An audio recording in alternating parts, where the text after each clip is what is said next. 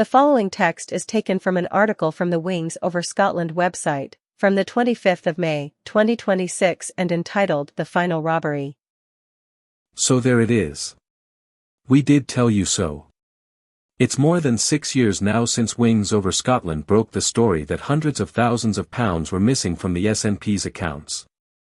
Though so naively innocent were we at the time that we thought they'd at least been embezzled to be spent on the party's political campaigning or paying off its debts. It's 5.5 years since our observation was proven right by the publishing of the party's 2019 accounts, and its then treasurer Colin Beattie responded by dismissing the allegation as a social media conspiracy, and infamously said the money was woven through the accounts, presumably with invisible thread.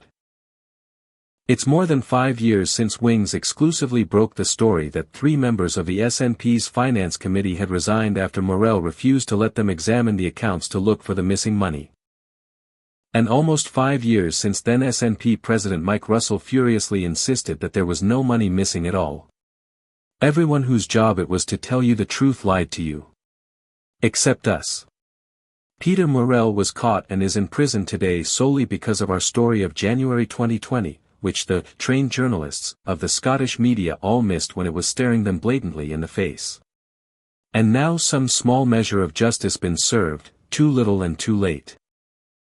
Moll's thieving left the SNP crippled and all but bankrupt, the ring-fenced referendum fund lost forever, the independence movement a broken shell, the greatest chance there'll ever be of securing Scotland's nationhood blown in a rain of squalid petty theft, and we won't even get to know how it happened as his rich stillwife, somehow ignorant of it all even as the shiny fruits of Moll's deception piled up in her kitchen, saunters off into the sunset, laughing at all the gullible suckers she left behind.